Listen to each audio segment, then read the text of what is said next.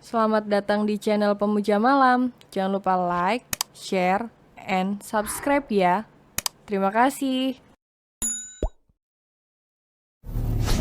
Chapter 9. Pantas selama ini mereka rahasia-rahasiaan.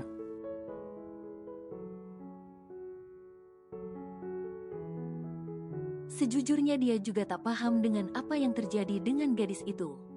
Mungkin dia merasa kaget karena orang yang dikenalnya berada di lingkaran seperti ini.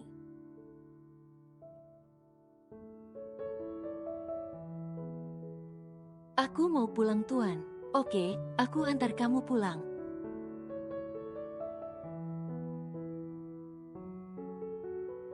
Selama di perjalanan Aileen hanya diam. Dalam pikirannya membuncah banyak sekali pertanyaan yang dia sendiri tak tahu jawabannya.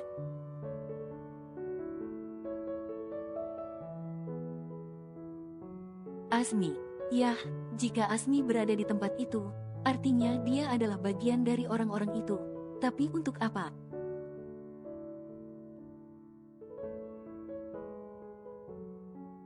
Bukankah kata Bang Marvin dia sedang belajar bisnis? Bisnis apa bersama orang kaya Roger si pengkhianat?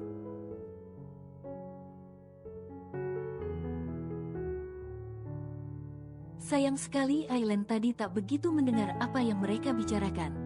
Kalau dilihat dari pakaiannya, Asmi sepertinya terlibat dalam suatu geng tertentu, semacam anggota-anggota gangster mungkin.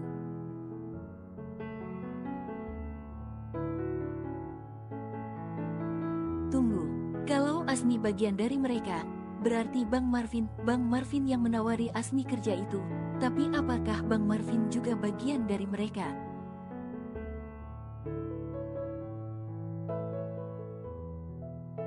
Atau Bang Marvin sengaja menjebak Asmi, dia lagi butuh kerjaan, butuh uang lalu dimanfaatkan Bang Marvin.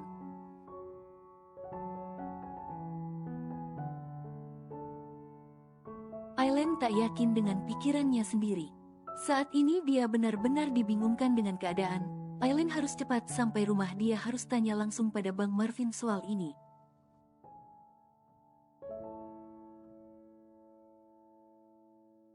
Bentar, kalau Asmi adalah bagian dari geng itu lalu siapa Tuan Kafan?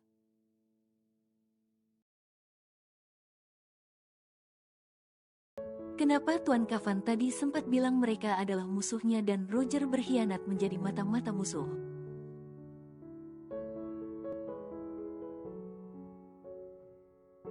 Apakah Tuan Kafan juga seperti mereka? Atau benar ini adalah persaingan bisnis?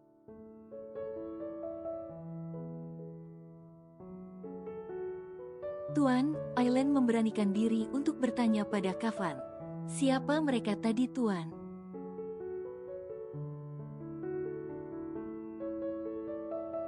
Kafan terdiam. Baru kali ini dia bingung menjawab pertanyaan seseorang. Baru kali ini dia merasa takut salah bicara.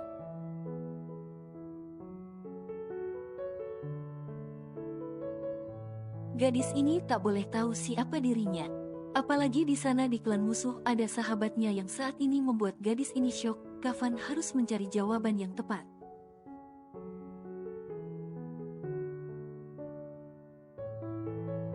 Mereka adalah anak buah saingan bisnisku, sahut Kafan nyari aman. Tapi penampilannya kenapa kayak gangster gitu Tuan?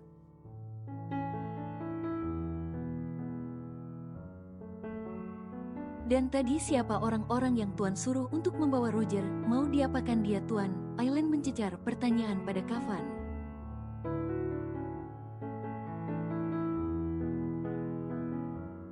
Apa aku perlu jawab? Tanya balik Kafan. Mungkin ini urusan Tuan, saya gak ada hak kepo nanya-nanya.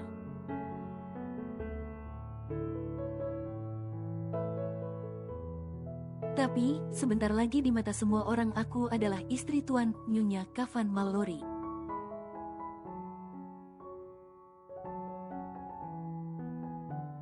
Setidaknya aku berhak tahu, siapa laki-laki yang bersanding denganku sebagai suami.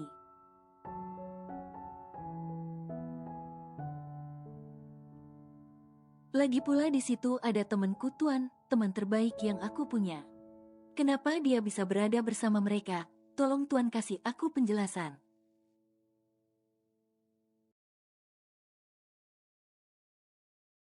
Oke, pertama temanmu itu adalah anak buah dari pesaing bisnisku.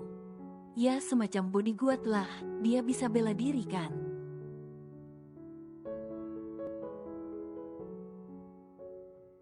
Aileen mengangguk, tak dipungkiri, Asmi dan Bang Marvin memang sedari kecil sudah ikut kejuaraan silat, taekwondo, anggar dan lain-lain.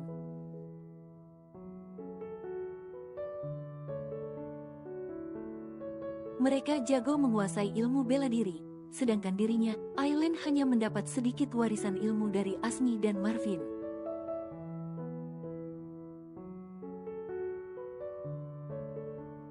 Itu pun dia udah bangga petantang-petenteng nantangin orang. Tapi Bang Marvin bilang Asmi sedang belajar bisnis bukan jadi tukang pukul tuan.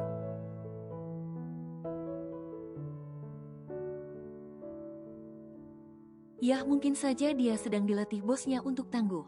Karena seorang pembisnis tidak hanya cerdas tapi juga harus licik dan jeli.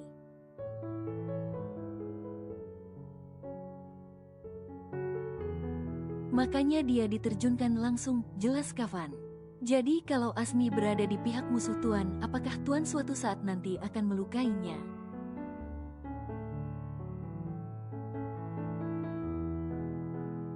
Tergantung, dia menyerangku dulu atau tidak. Karena dalam peperangan pilihannya hanya ada dua, melawan atau mati.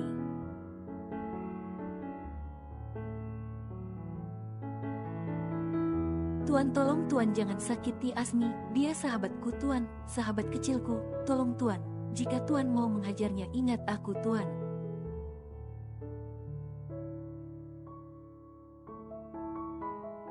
Aileen memohon dengan cemas, mengingat saat ini Asmi adalah musuh Tuan Kavan yang bengis ini.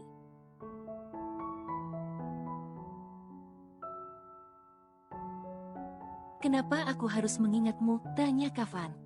Anggap saja begitu Tuan, aku kan karyawan Tuan, masa Tuan gak kasihan padaku?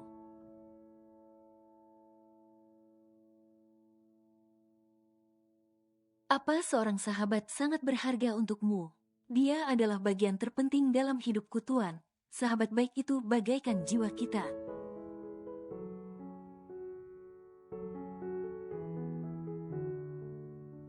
Tapi jangan suruh saya jadi mata-mata juga Tuan, saya gak mau punya musuh.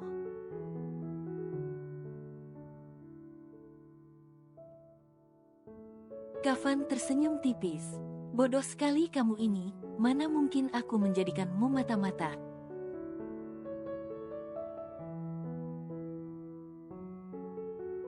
Aku masih punya banyak anak buah yang bisa kuandalkan daripada sekedar menyuruh gadis bodoh sepertimu.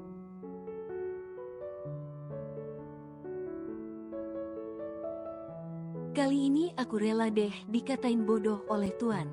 Tak terasa mobil Kavan tiba di depan halaman rumah Aileen.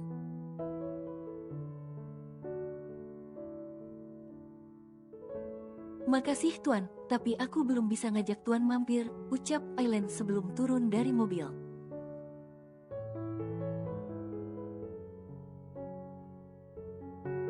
Oke, aku juga masih ada banyak urusan. Aileen segera turun. Dalam pikirannya saat ini dia ingin segera menemui Bang Marvin.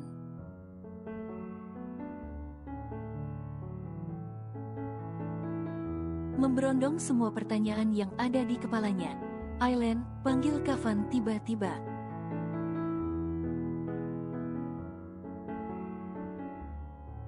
Aileen yang mau membuka pintu mobil langsung menoleh ke arahnya. Iya Tuan.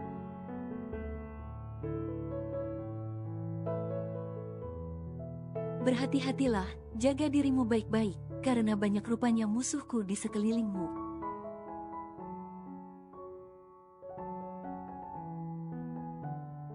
Dan mereka tahu jika kau adalah kekasihku, aku khawatir kau akan ditargetkan untuk memancingku.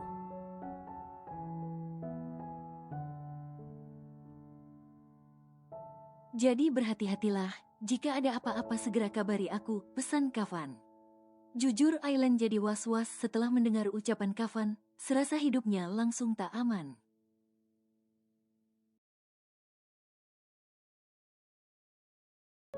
Iya Tuan, sahutnya singkat, karena doi gak tahu lagi harus jawab apa.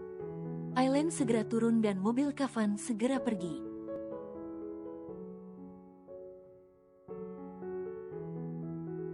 Begitu nyampai rumah, rupanya sedang ada maknya Asmi di dapur bersama ibu. Aileen gak mau ikut campur urusan mamak-mamak. Dia langsung masuk kamar dan segera mandi.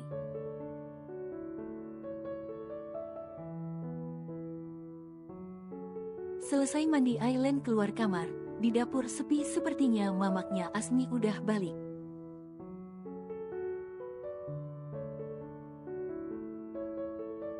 Aileen kepo, segera menghampiri ibunya. Bu.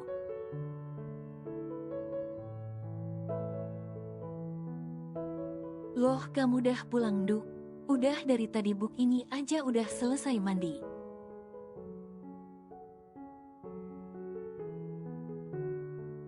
Kok gak salam? Sampun ibu, tapi ibu lagi aik ngobrol sama Bibik, makanya gak denger. Ngobrolin apa sih emang?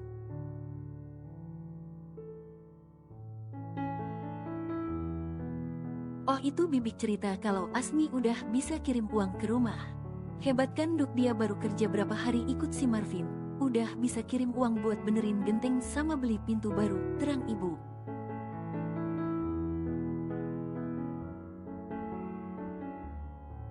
Aileen hanya tersenyum sinis. Dugaannya makin kuat kalau Marvin mengajak Asmi yang tidak-tidak.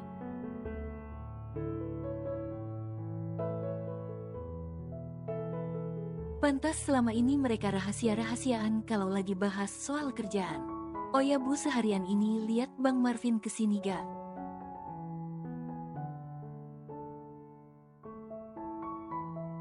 Gak dari kemarin dia pamit ibu, katanya lagi ada urusan. Tapi dia bilang sih hari ini udah pulang.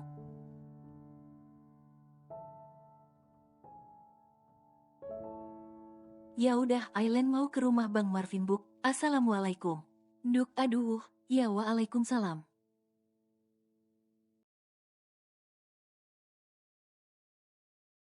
Aileen berjalan tergesa-gesa ke rumah Marvin.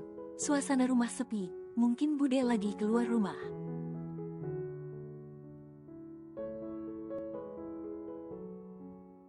Kesempatan Aileen untuk menanyakan banyak pertanyaan pada Marvin tanpa ragu-ragu.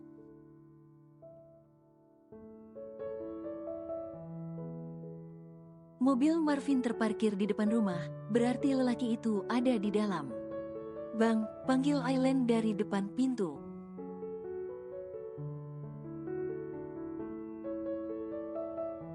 Namun tak ada sahutan. Berhubung sudah saking pengen yang ngamuk-ngamuk berondong pertanyaan, Aileen langsung aja brobos ke kamar Marvin.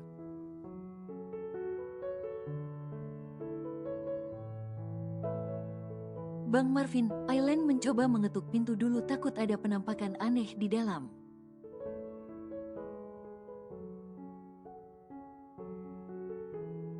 Tapi tetap tak ada sahutan. Aileen membuka pintu kamar.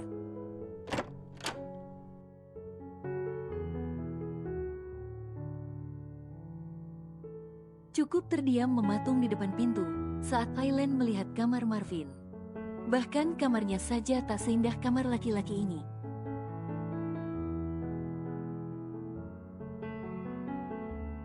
Rupanya Bang Marvin menjadikan kamarnya menjadi tempat ternyamannya ketika di rumah.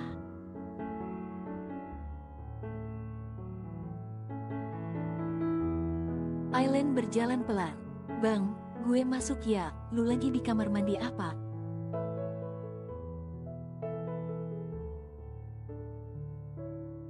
Sepi, tetap tak ada sahutan.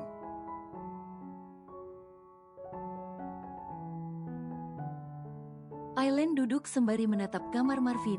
Banyak hiasan-hiasan antik dipajang di kamar.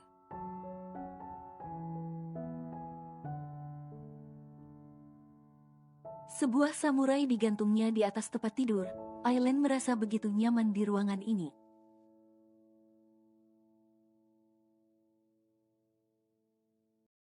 Aroma yang wangi dan tatanan kamar yang bersih rapi membuatnya seketika tenang dan nyaman.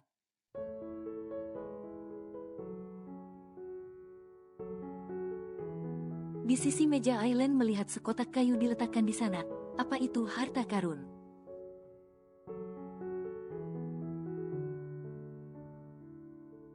Atau emas berlian koleksi Bang Marvin? Ah, emang Bang Marvin mamak-mamak arisan yang hobi koleksi emas.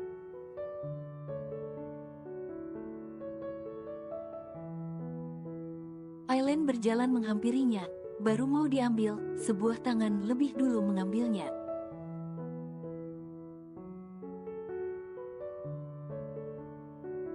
"Ngapain lu di kamar gue?" Suara Marvin menegur Aileen. Tak lupa lelaki itu langsung menaruh kotak tadi di atas lemari yang tinggi.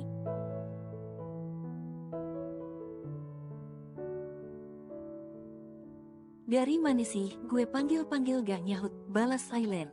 "Tumben lu main ke rumah gue, biasanya disamperin aja, mukanya bad mood."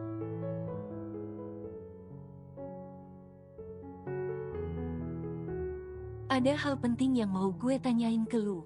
Soal..."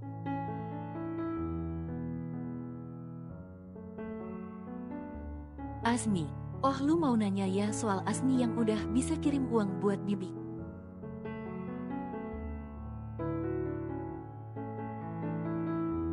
"Lu mau tanyakan dia kerja apa? Lu lihat kan bisnis dia udah mulai lancar berarti," sahut Marvin santai.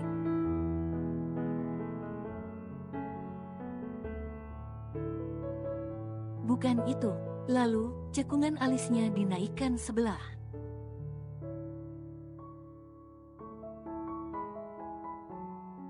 "Gue tadi ketemu Asmi di sebuah gudang, dia pakai baju serba hitam kayak gangster. Bisnis apa itu?"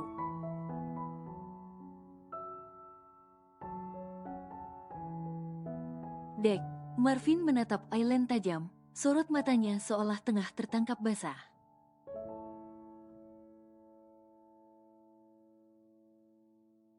Wajahnya kaku namun berusaha tetap tenang menyikapi pertanyaan Aileen. "Lu ngapain pergi ke sana?" tanya Marvin dengan nada tenang.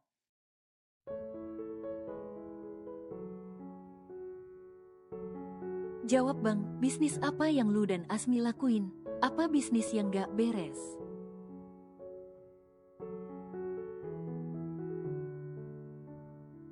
"Lu ngajak Asmi masuk dunia mafia kah?" Aileen memojokkan Marvin. Ekspresi Marvin semakin membuat Aileen bingung. Laki-laki itu tersenyum santai dengan tatapan yang tajam.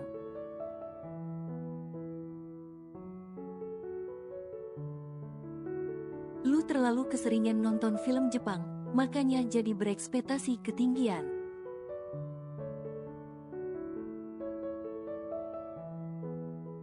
"Gak bang, please jelasin ke gue, kenapa Asmi ada di sana, dan berurusan sama si Roger, orang yang berkhianat dengan Tuan Kavan di kantor."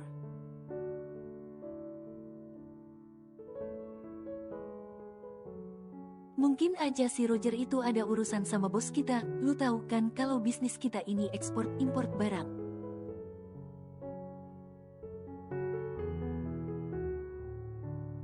"Barang haram," cecar Aileen. "Sini deh duduk, kayaknya lu terlalu tegang makanya jadi ngaco."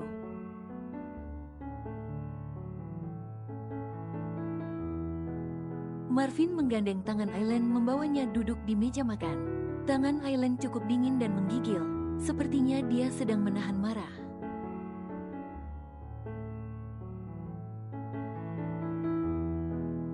"Gue sama Asmi itu kerja sama bos besar yang bergerak di bidang ekspor-impor barang-barang elektronik dari luar negeri.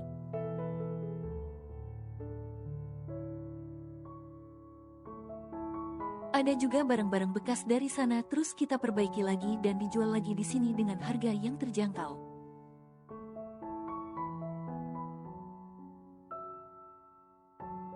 Lu tahu kan Asmi itu pinter di mekanik kelistrikan dan mesin, makanya gue ajak, emang gajinya juga lumayan lin."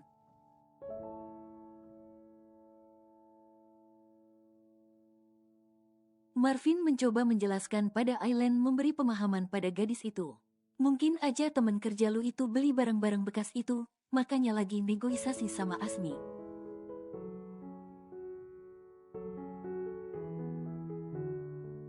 Soalnya bocah itu sekarang dapat kepercayaan buat ngejual barang-barang itu langsung."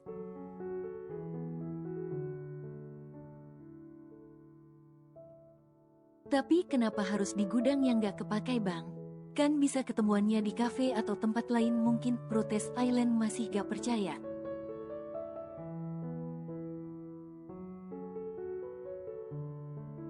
"Yah, bisa jadi dia beli barang-barang yang masih bekasan yang belum kita perbaiki makanya ketemuannya di gudang kosong."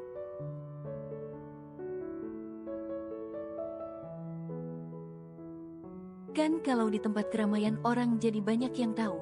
Kalau banyak yang tahu ya peminatnya jadi kurang dong.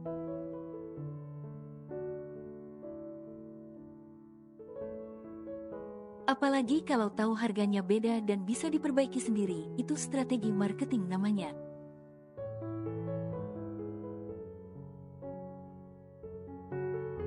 Atau bisa aja mungkin, siapa tuh namanya? Roger.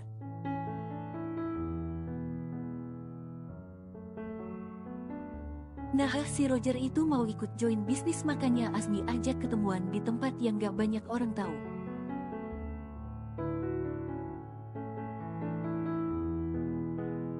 Lagian lu ngapain sih main ampe ke gudang-gudang kosong segala?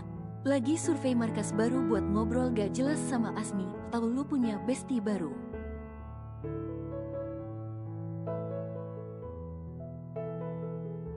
Kagak, tadi gue lagi jalan sama bos gue, tiba-tiba di jalan Tuan Kavan ngeliat Roger naik motor ngebut-ngebut.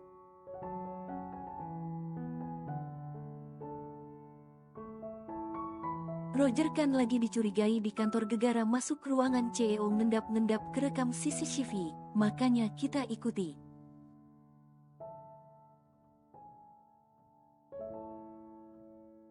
Nyampainya di gedung kosong itu dan ketemu sama 4 orang, salah satunya Asmi.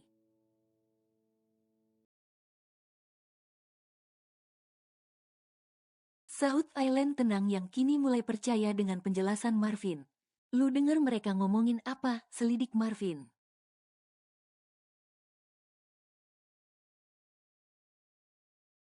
Aileen menggeleng. Gue gak terlalu merhatiin obrolan mereka, soalnya gue langsung syok pas tahu Asmi di sana.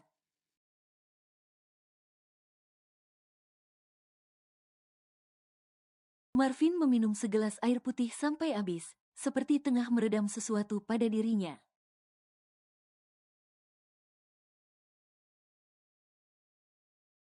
Tapi bang, kenapa bos gue tuh kayak marah banget sih? Terus ngomong ke gue kalau Roger berkhianat dan jadi mata-mata musuhnya.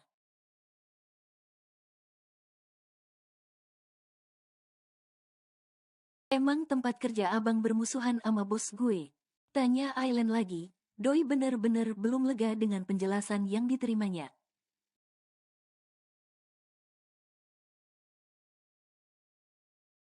Kalau soal itu gue gak tahu, itu kan urusan bos lu dan bos gue. Mereka sama-sama pembisnis kan, ya mungkin seputaran saingan bisnis.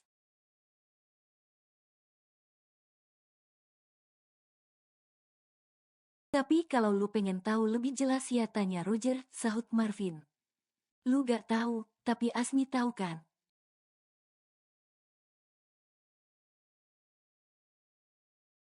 Bos gue tuh beda Lin, dia gak bakalan ngasih tahu apapun sama anak buahnya. Intinya paling kita ditugasin buat ngasih barang, atau nemuin orang, atau transaksi penjualan.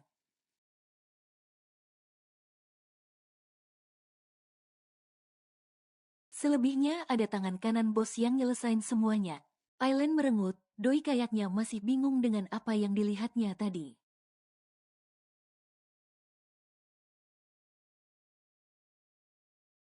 Emang bos lu ngomong apaan ampe lu sepanik dan bingung gini, pancing Marvin.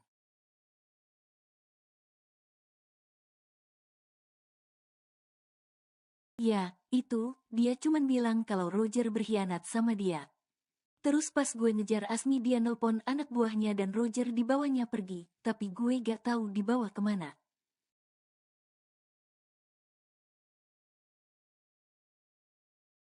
Marvin diam, dia seperti sedang menahan amarah yang membuncah di dadanya.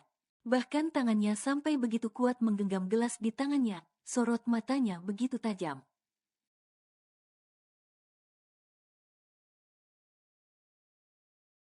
Lu kenapa bang? Kayaknya lu marah gitu pas tahu Roger ketahuan sama bos gue, tanya Aileen curiga.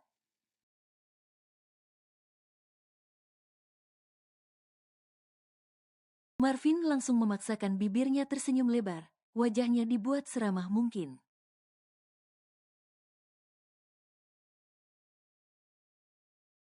Lalu menghela nafas panjang seperti membuang sesuatu yang sedari tadi ditahannya.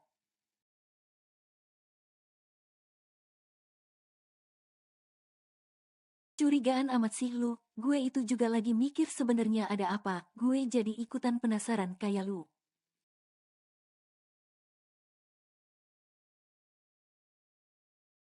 Emang bos lu itu bisnis apaan selain usahanya itu? Apa dia ikutan bisnis kayak bos gue juga? Kilah Marvin.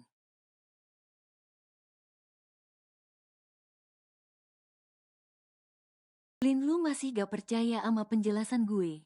Bukan gak percaya sama lu bang, tapi gue masih bingung aja.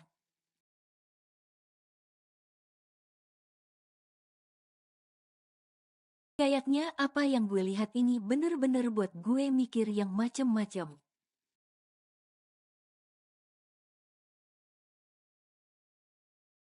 Itu karena lu terlalu parno, atau mungkin lu terlalu percaya sama bos lu itu.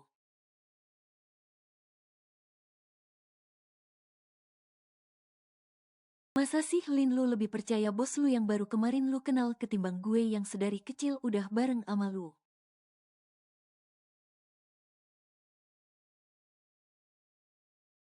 Mana mungkin sih gue bohongin lu? Marvin mencoba meyakinkan Aileen lagi. Aileen menghela nafas panjangnya.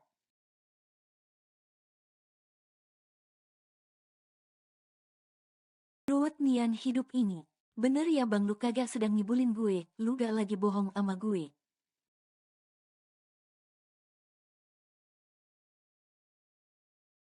Awas aja bang, kalau lu ampe ngajak Asmi kerja yang gak jelas, gue gak bakalan maafin lu.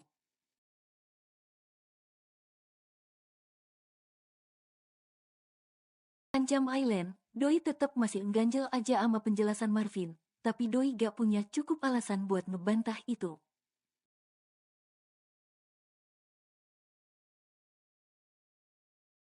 Marvin tersenyum, mengusap kepala Aileen lembut. Percaya deh sama gue.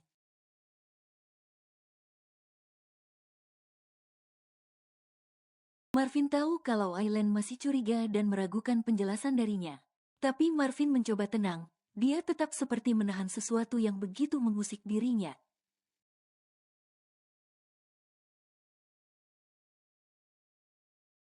Gue lihat-lihat lu makin akrab aja sama bos lu, siang-siang lu bilang jalan sama dia kan? Marvin mulai mengorek Aileen lagi.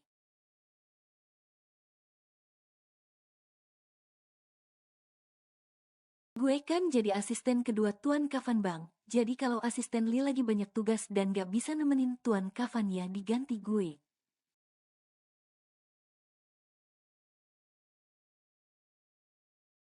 Sahut Aileen, Doi kayaknya malas ngejelasin ke Marvin soal yang sebenarnya. Yakin cuman itu, Marvin terus memojokkan Aileen.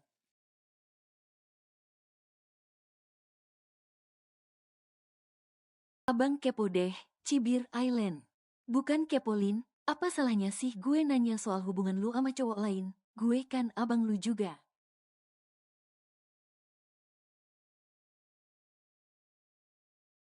Gue cuman gak mau aja kalau lu ampe deket-deket sama cowok yang salah. Gue khawatir dan peduli sama lu.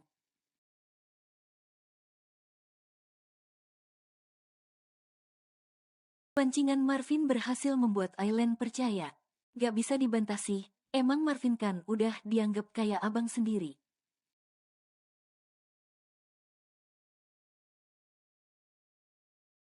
Dari dia kecil juga Marvin selalu melindungi dia kalau ada yang gangguin. Marvin juga yang sering ngajarin Aileen ilmu bela diri. Dia bilang biar Aileen bisa jaga diri kalau dia gak ada.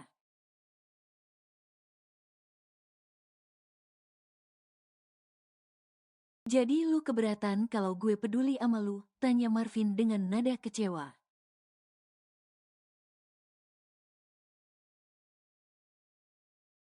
Aileen jadi gak enak hati, ngerasa udah nyakitin perasaan Marvin dengan sikapnya.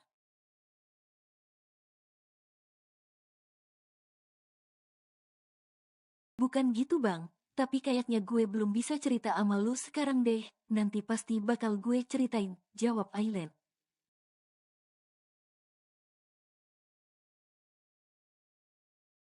Meskipun Doi ngerasa gak enak hati sama wajah Marvin yang kecewa. Entah kenapa Doi ngerasa belum nyaman aja kalau mau nyeritain soal nikah kontrak antara dia dan Kafan.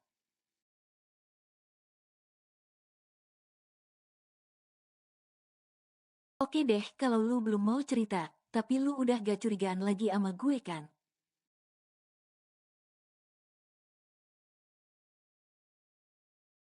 Oke gue percaya bang, tapi awas kalau lu beneran ngajak Asmi ke geng-gengan yang gak jelas itu.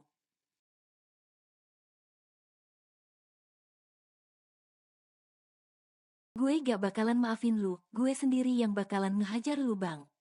Ampun, percaya deh sama gue.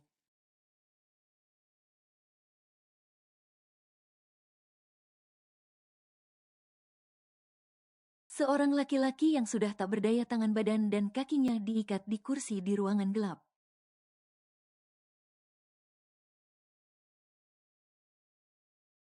Hawa pengap dan lembab menjadikan ruangan ini lebih mengerikan. Ini lebih mirip seperti ruangan eksekusi.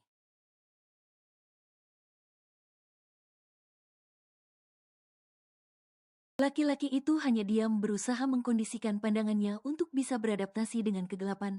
Dia tak tahu sedang ada di mana.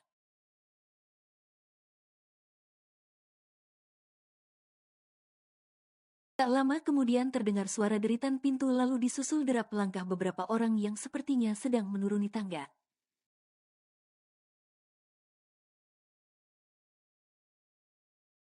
Makin didengarkan makin jelas. Lelaki itu hanya mengedarkan pandangan layaknya orang buta, gelap sama sekali tak melihat apa-apa.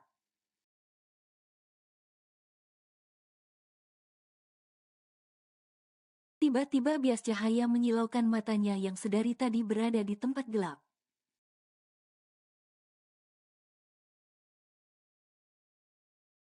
Membuat matanya sakit dan memejamkan mata cukup lama, cahaya itu cukup terang, seperti berada di atas kepalanya.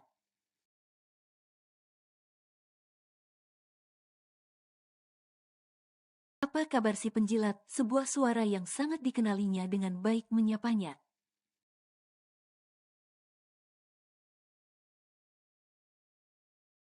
Membuat laki-laki itu membuka mata lebar-lebar. Bias cahaya masih menyakiti matanya yang belum bisa menyesuaikan diri.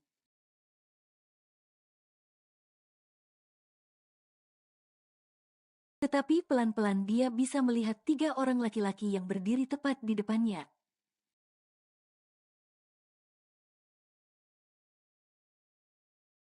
Roger langsung kaget ketika menyadari Tuan Kafan. Asisten Lee dan 1 orang lagi yang berperawakan tinggi berotot dengan rambut pelontos berdiri di depannya. Senyum Tuan Kafan mengerikan.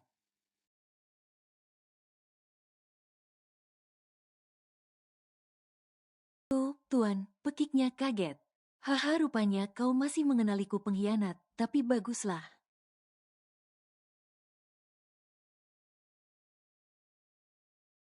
Jadinya otakmu akan merekam semua memori yang sebentar lagi akan terjadi padamu, sebagai hadiah dariku.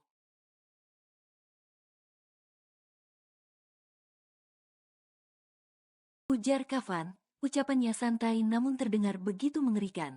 Kau tahu bukan harga yang pantas dibayar oleh seorang pengkhianat.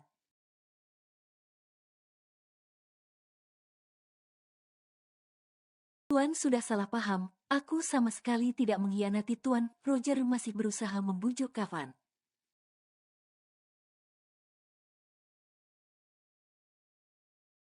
Dia harus bisa meyakinkan Kafan kalau dia tak bersalah, keselamatan dirinya saat penting saat ini.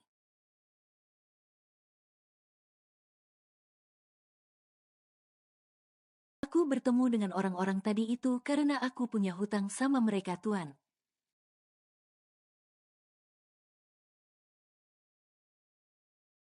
Dan mereka seperti rentenir yang selalu mengejar-ngejarku, Tuan, dustanya.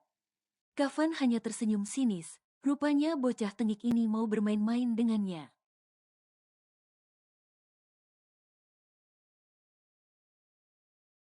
Oh, betulkah seperti itu?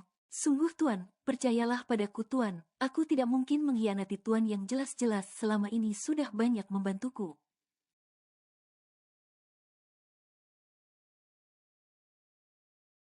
Baguslah kalau kau masih mengingat kebaikan orang terhadapmu. Kafan duduk di sofa coklat yang memang disediakan di ruangan itu.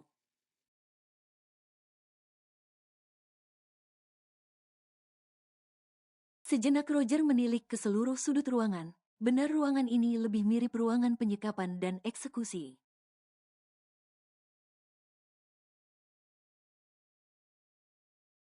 Banyak barang-barang bekas di sini, ada tali yang digantung seperti untuk menggantung orang.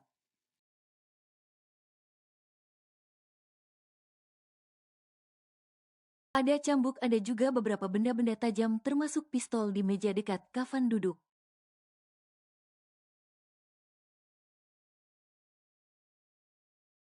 Apa kau kenal Mr. X? Tanya Kafan tiba-tiba membuat Roger langsung kaget menatapnya tajam.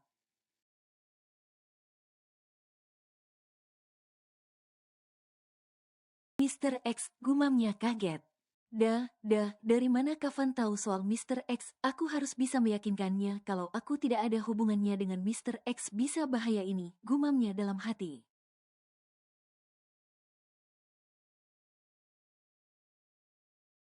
Tak perlu kaget begitu Roger, aku kira kau sudah beberapa kali bukan bertemu dengan Mr. X, Lee ikut menambahi.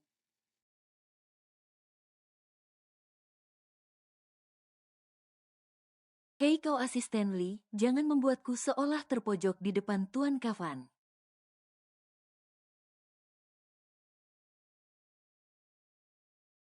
Tuding Roger berusaha melimpahkan kesalahan dengan menyudutkan Lee. Aku tahu kau sedang berusaha membuatku terlihat salah bukan?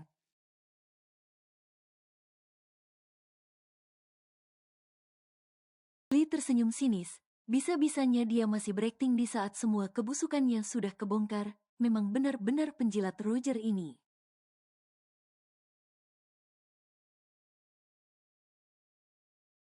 Kenapa kau harus sepanik itu jika kau tidak tahu menahu soal Mr. X? Cibir balik Lee membuat Roger kalang kabut.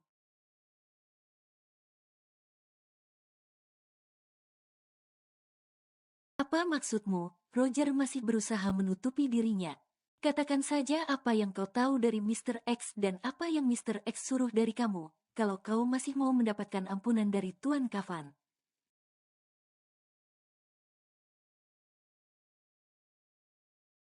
Pancing Lee, orang macam Roger ini mudah untuk dipengaruhi. Terkadang sifat tamatnya justru membuatnya semakin bodoh.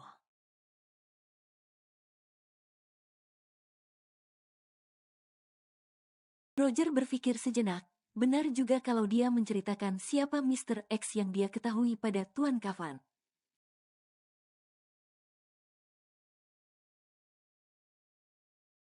Bisa saja Tuan Kafan mengampuni kesalahannya, dan dia akan dibebaskan. Bukankah dengan begini dia bisa sekalian cari muka dengan Tuan Kafan?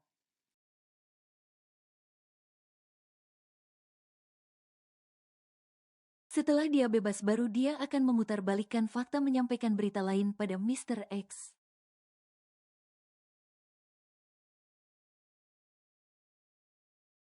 Bukankah ini suatu keberuntungan karena dia bisa mendapatkan perlindungan dari dua pihak?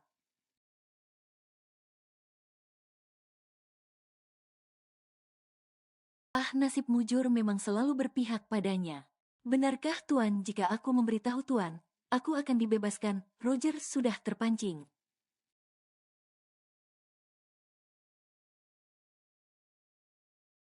Tentu saja, jawab Kafan santai sembari menyilangkan kakinya. Aku bertemu Mr. X karena dia mencariku Tuan. Roger mulai bercerita, dan ini cerita real yang terjadi.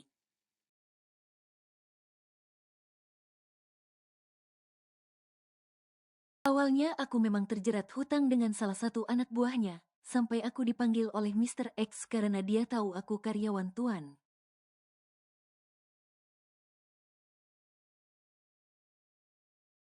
Aku mendapat tugas darinya untuk memata-matai Tuan dan melapor apa saja yang Tuan lakukan.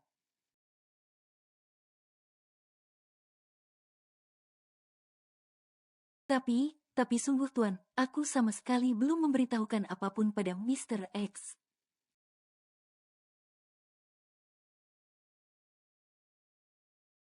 Karena aku masih segan pada Tuan, Tuan Kafan sudah banyak membantuku, tak mungkin aku mengkhianati Tuan.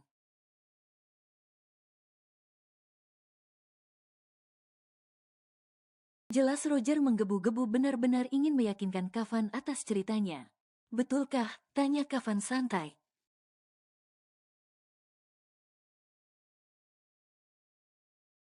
Betul Tuan, makanya aku tadi diajak ketemuan mereka karena mereka menagih tugas itu dariku.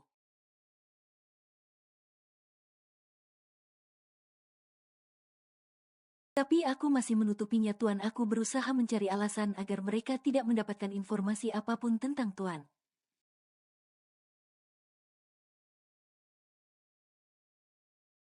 Tapi tiba-tiba si Aileen datang dan mengecohkan semuanya, bisa-bisanya dia masih menyalahkan Aileen atas ulahnya sendiri.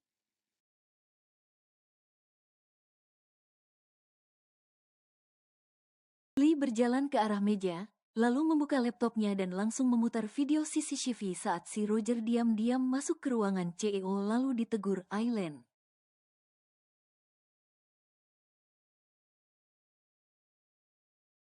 Roger melotot makin kaget, jantungnya terpacu tak karuan, antara takut dan panik.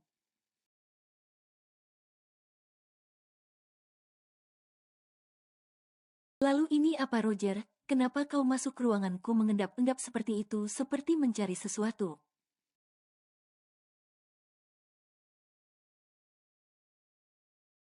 Apa yang kau cari di ruanganku? Tanya Kavan sedikit bernada tinggi. Ah itu, Roger gugup, dia masih blank untuk mencari alasan yang tepat.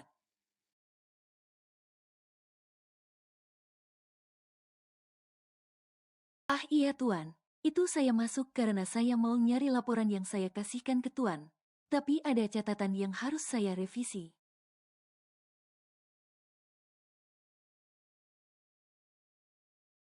Saya sengaja masuk pas Tuan sedang gak ada karena saya gak mau Tuan kecewa dengan kerja saya.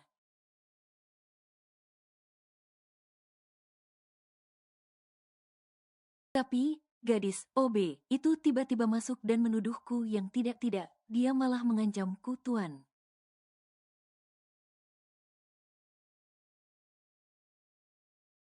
Ah Tuan pasti dikasih tahu gadis itu kan, memang sepertinya dia tidak beres Tuan.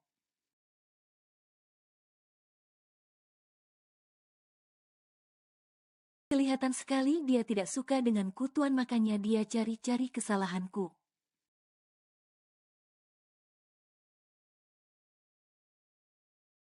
Kau memang hebat Roger, kau rupanya selain pengkhianat pandai memutarbalikkan kesalahan melimpahkan ke orang lain.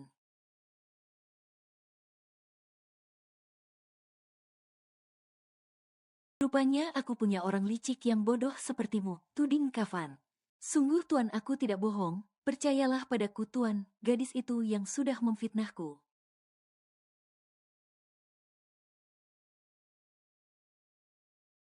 Sekarang katakan padaku, apa kau sudah bertemu Mr. X? Roger diam, dia benar-benar takut saat ini.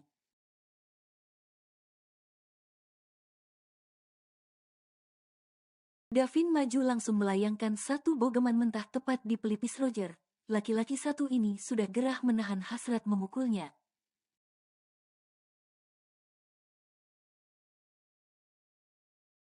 Cepat katakan atau kupatahkan lehermu, ancam Davin sambil memegang kerah baju Roger.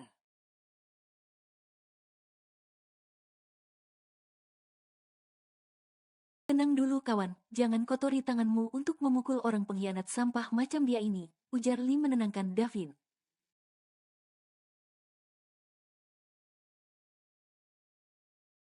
Tapi tatapannya merendahkan Roger. Roger merasa dihinakan oleh Lee. Dia yang sebenarnya sudah dendam dengan Lee sedari dulu makin tersulut dan membencinya.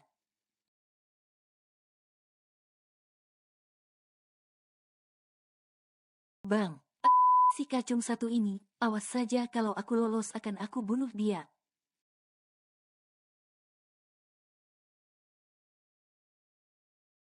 Umpat batin Roger, padahal dia tidak tahu nasibnya tinggal di ujung tanduk. Katakan Roger, bentak Kavan yang mulai malas berbasa-basi dengan penjahat tengik satu ini.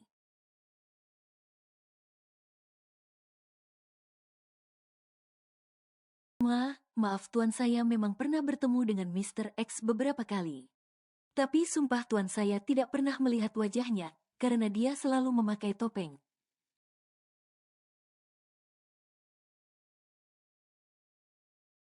Jubah hitam dan berada di balik kelambu hitam, saya berbicara dengannya dibatasi kelambu.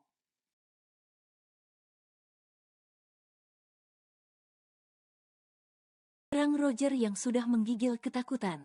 Kavan tersenyum sinis, namun lebih seperti senyuman iblis yang menyeramkan.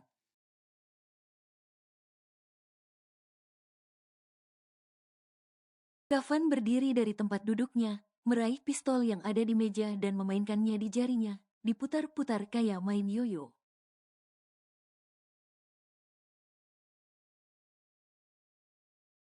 Kau tahu Roger, aku paling benci seorang pengkhianat, musuh dalam selimut.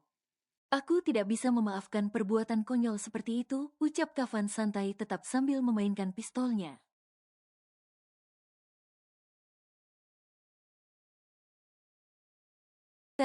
Tapi Tuan, bukankah saya sudah memberitahu apa yang Tuan tanyakan?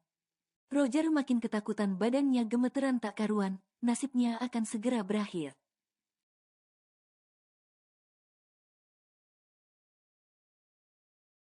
Sayangnya informasi yang kau berikan sangat tidak memuaskan, kau justru sangat membosankan.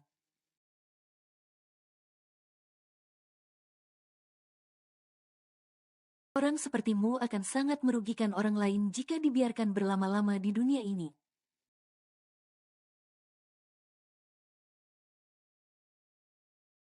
Kavan mengacungkan pistolnya tepat di titik kepala Roger. Roger menelan ludahnya ketakutan, dia benar-benar panik.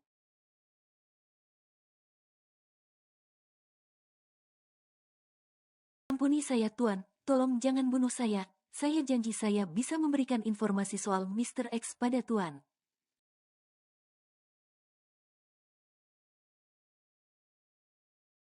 Saya akan berbalik memata-matai dia untuk Tuan. Roger masih berusaha bernegosiasi nyawa, berharap hati Kavan melunak dan memberinya kesempatan hidup.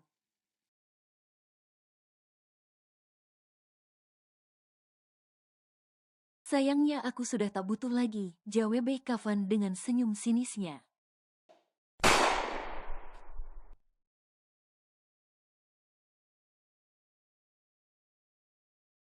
Darah segar mencurat dari kepala yang berlubang dengan peluru panas yang masuk menembus pelipis sampai ke otak.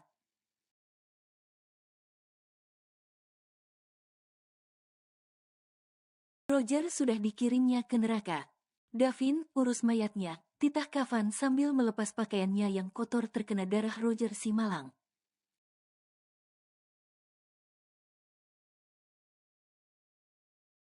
Lalu segera pergi meninggalkan ruangan penyiksaan eksekusi itu. Lee segera mengikuti Kavan pergi.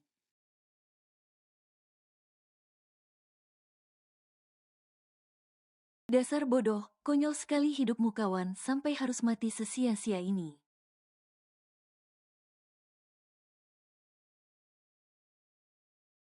Ledek Davin pada mayat Roger yang matanya masih melotot dan mulutnya terbuka lebar.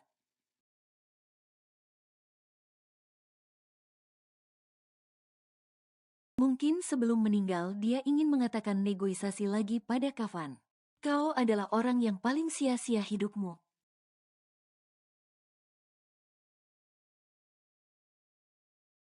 Tuan, jika Roger dan semua anak buah Mr. X yang pernah tertangkap oleh kita, setiap kita tanya siapa Mr. X mereka selalu tidak tahu.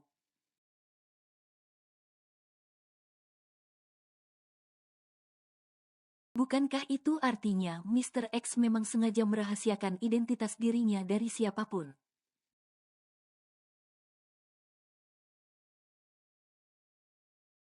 Ujar asisten Lee begitu mereka berada di ruangan Kavan. Maaf Tuan, tapi spekulasi saya, Mr. X itu adalah orang yang merahasiakan dirinya.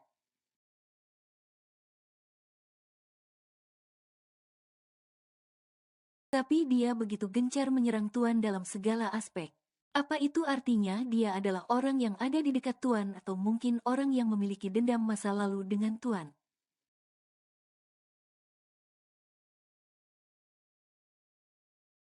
Aku juga berpikir seperti itu, tapi ini sudah bagian dari resiko menjadi seorang mafia.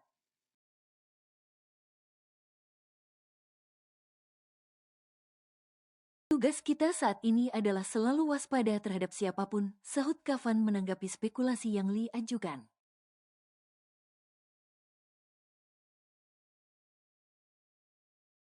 Aku juga sedang berpikir kenapa sahabat Aileen juga terlibat dengan Mr. X. Apakah lelaki itu juga tidak tahu siapa Mr. X?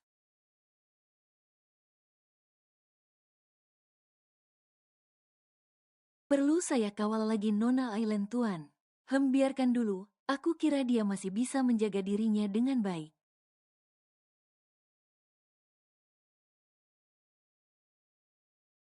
Gadis itu tidak selemah perempuan-perempuan lain, sahut Kafan. Oh, bagaimana dengan keluarga Letesia? Kafan teringat dengan Jovanka dan keluarganya.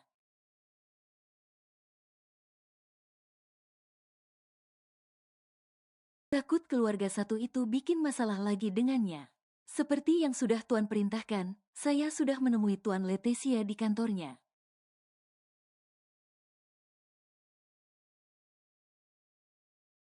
Saya berusaha bicara baik-baik dulu Tuan, tapi sepertinya mereka tidak bisa diajak bicara baik-baik, jelas Li.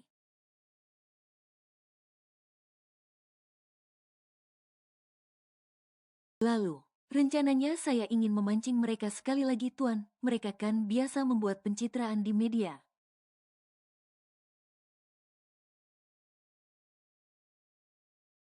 Begitu mereka membuat berita baru soal kedermawanan Tuan Letesia. Di situ senjata saya untuk menjatuhkannya sejatuh-jatuhnya, jelas Li menyampaikan rencananya.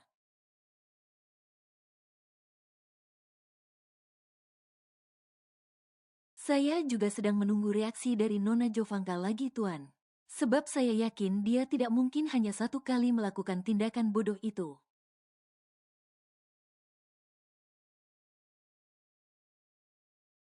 Aku percayakan urusan ini pada Muli, ingat jangan sampai terlengah dengan gerakan musuh.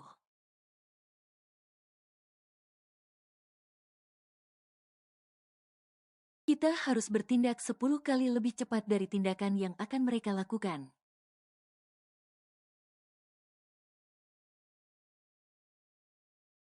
Jangan sampai kita tersekat dengan pergerakan mereka, pesan Kafan memberi masukan.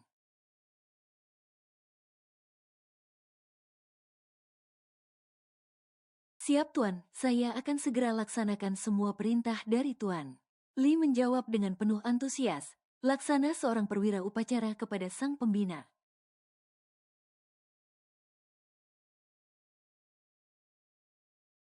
Maaf Tuan, Tuan butuh baju ganti, tawar Li yang melihat Kafan hanya memakai kaos dalam karena kemejanya terkena darah Roger.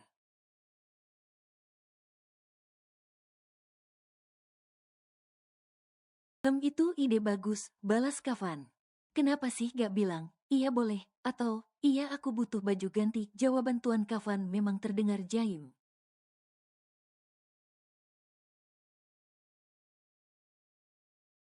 Li segera pamit dari ruangan Kafan sambil membungkukkan badannya. Kafan diam merenung di ruangannya sendiri. Dia sedang memikirkan ulang persepsi yang Li simpulkan.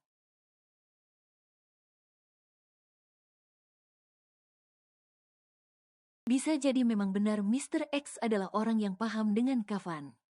Atau mungkin orang yang selama ini ada di sekitarnya, dan dia memiliki dendam yang begitu dalam terhadapnya.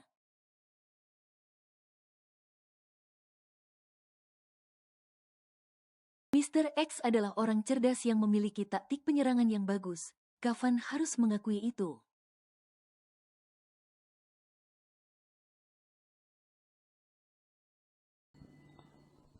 Bersambung.